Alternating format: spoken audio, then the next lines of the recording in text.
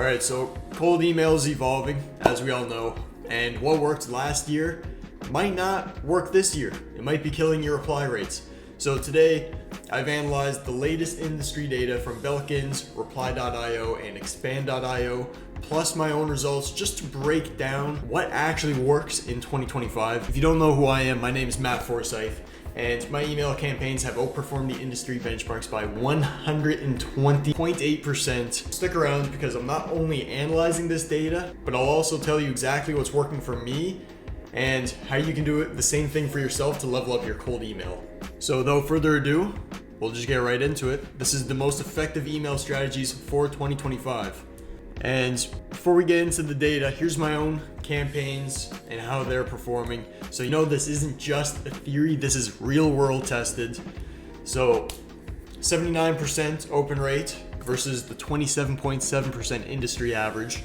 I have a 20.6% reply rate versus the 5.1% industry average, and a 64.7% positive reply rate. So these results aren't just random. They come from strategic testing, optimizing for every part of the process. So let's break it down, what actually works. And here's just what we're going to be covering today. Industry open and reply rate benchmarks, and you can look for yourself, how does your niche stack up? Job titles and timing, who's opening and when should you follow up? Email sequences and length, so how many follow-ups should you be sending? Personalize and subject lines, so what actually increases the open rates and the replies? And finally, expert tips and seasonal trends to go for. So when to send and how you can structure your email for success.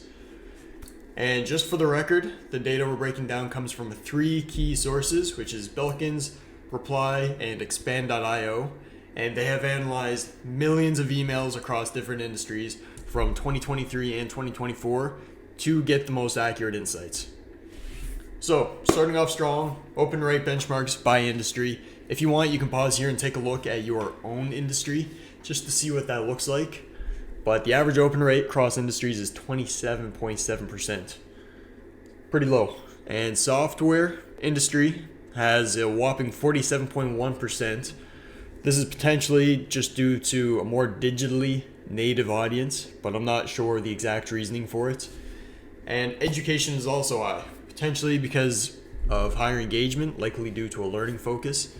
But again, that's all just hearsay.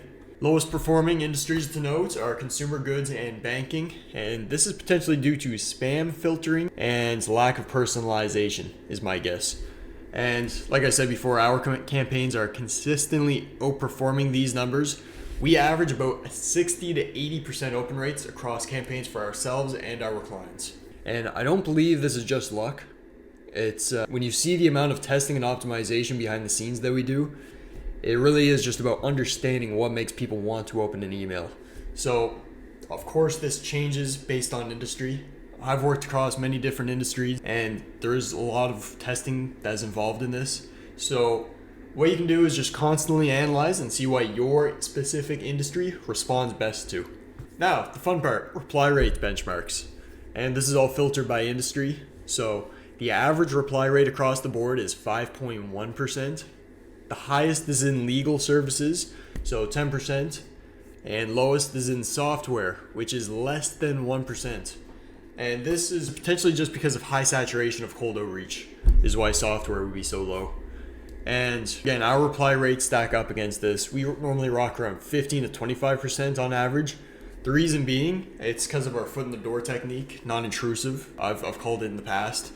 It's broad enough to spark interest, but it's targeted enough to actually qualify the leads and create that open loop so they want to respond. And the trade-off for this, of course, is we're putting in way more effort into our follow-ups because there's a lot more questions to answer and more information we need to give them about what our product and or service is. But the results speak for themselves. This technique absolutely works. So if you want to set yourself apart from literally industry standards against everyone else, just do what we're doing. And if you don't want to do the trade-off of putting more effort in the follow-ups, the best way to combat this would be to hire virtual assistants or train an AI model to mimic your typical responses. So, correlation between open rates and job titles. Best open rates to generalize this information is between directors and above. This is likely due to a more authority, more decision-making power, and genuinely just more care for the business. If you can imagine this, obviously an entry-level position, probably not going to give a shit about what's actually going on in the business and what drives more revenue. Think of like a cashier at a hardware store. So, therefore, obviously, there's an aligned incentive for people higher up in those decision-making roles to actually respond. Because at the end of the day, it's either going to help their business or it's going to make them look better. And both is going to be better for the business. The worst is HR, and this is possibly due to they're overwhelmed by emails. They're also not directly tied with revenue focus. So most times, depending on what you're selling, probably don't want to go to HR, just based off these statistics. So if you're sending cold emails, prioritize decision makers. You're going to get much better engagement, higher open rates, and ultimately just better results. So stick with this. So now follow-up statistics and reply rates. So first, follow-up increases replies by 49%. You'd be an idiot not to do this one. After that, the data suggests that replies drop off sharply. In my own campaigns, I agree with this completely. There is absolutely a drop-off. But that being said, even a small percent difference adds up when you're sending thousands of emails. And that's why follow-ups absolutely matter. And that's why in 2025, I will continue to send 3 or 4 follow-ups. So now time to take a look at my new follow-up strategy. It's basically taking my core strategy and just adding to it, refining it, making it a little bit better. I wouldn't say it's a new strategy. So I've started testing something new, which is prioritizing the first 2 sequences, that being the initial plus the follow-up number 1. But on the third follow-up, I use a new subject line to start a fresh thread. Why? Because it looks like a brand new email, which resets their perception. On the new one, it's going to give you the ability to hit a different pain point, which is going to re-engage them for a new angle. So it basically just gives you another chance to stand out. If you could imagine this, if the first email with subject line number 1 went, and then the follow-up with the same one went out, and they're still not replying, the chances are that the pain point or the desire that you addressed is not relevant. So that third, step 3, gives you the opportunity to re-engage. And full disclaimer on this, it's still early in my testings, but so far the results are promising. So there's going to be more data coming soon for that. Look forward to it.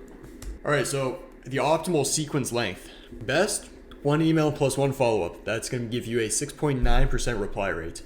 More than 3 follow-ups shows a declining reply rate. But that being said, even declining replies still add up. I forget which video this was, but I talked about follow-ups and how they're a major game changer. They absolutely add up. I personally recommend doing more follow-ups. I typically do up to 4, but I know people who even do 6 and get fine results with it. My personal recommendation, use more than 2 follow-ups, but rethink how you do them. And we're going to cover more on this in a second. So, follow-up timing. Belkins recommends that there's going to be 3 days between follow-ups. My personal experience is 2 days is better. This may or may not be true. Maybe theirs is more accurate than mine. This is just what works for me. So I do the first email, the initial, wait 2 days, follow-up comes in. After that, what I've been testing lately is waiting 5 days, which puts me into a new week. And then I hit them with a new subject line. And the reason I do this is because after a week, after 7 days, after 5 business days, people are going to forget who you are. So I send a new email with a fresh subject line, which creates a new thread, just to address those different pain points. Try to think of a time where you've gotten an email. You definitely knew it was like, maybe not spam, but like someone just trying to contact you to sell you something. You probably deleted it right away. And if I asked you a second later to recall who sent you that email, you'd probably have no idea. So it's the same idea here, where you get another chance to retarget your prospect with a new desire or pain point, so you can re-engage. Otherwise, you are just leaving money on the table. And again, I'm going to put the disclaimer here. I really didn't even want to give up this information. This was something too good to give away. So in my best interest, I hope this video doesn't get too many views, but if it does, I guess there's worse issues. So, reply rates by month. This is also very interesting. And the best month is actually July at 6.3%, and the worst is December at 4.67%. So, July is prime time. If you were running campaigns, double down in the summer months. Those are the best months to capitalize on cold email marketing, and this is actually something I didn't know, but it definitely makes sense. And I will be doubling, tripling, quadrupling down in those summer months. And as far as December goes, that makes sense. Given the seasonal distractions and how most B2B companies are slowing down this time of the year and often taking time off for the holidays, it just makes sense that emails are going to have a good open rate or reply rate. So, personalization and subject lines, variables like cooperation numbers and questions, they're going to give you about a 40% open rate. Generic words like hello or friend, they tank the results. So definitely avoid that. And a note to add, urgency words don't actually help that much. So chances are they're not worth the time to put them in there. And if anything, just from my own personal experience, from outsider looking in, they feel spammy. They look and feel spammy. So just don't use them. The reason I think that they really don't work is because of the spammy thing, like I just said, but also if there were any intercompany or close relation emails going back and forth, the chances that they're going to put like need this done ASAP in the title is probably not going to happen. Something that urgent popped up, the chances are the person would just call you. So it kind of gives away your cards right off the bat. And I don't know about you, but I don't like showing my deck of cards. At least not right away. So here's how that stacks up against my subject lines, and I also have my stats in here for you. So example, it's looking for a property management company in Bend City variable. The reason I believe this works so well is because it's short, it's relevant, and it uses a variable, so they know it's personalized. And the results it's gotten me is 50% open rate. And with this same kind of format for subject line, got me up to 79% open rates. So if you want, literally just steal this exact subject line. So now time for email length. This is something that's largely discussed in the industry. And from the data suggests that less than 1,000 characters is the best and 70 to 100 words is going to be ideal. I completely agree with this. I find generally shorter the better. And also it's less spammy, it's more digestible, and it's going to stand out in the inboxes like flooded with long generic pitches. Personal recommendations is I try to keep all of my emails 75 words or less. And talking more on my personal strategy, I'm typically keeping the initial emails less than 40 words. But I just put on the 75 words or less for the initial, just as something broad for you guys. It's still going to be effective.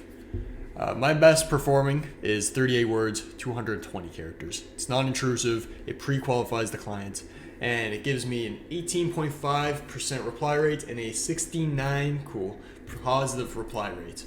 So it's short, it's clear, and it doesn't feel salesy. Its single tweak alone can transform your whole entire cold email results. It's the non-intrusive approach. It stays winning in 2025. It killed it in 2024. Literally just ask them a question that is relevant to what you are offering or selling them. Not only does this create an open loop, but it literally just pre-qualifies them for you. So the impact of questions on reply rates, let's talk about the questions. So among 643,000 researched emails, those that included at least one question had an increased reply rate of 2.2%.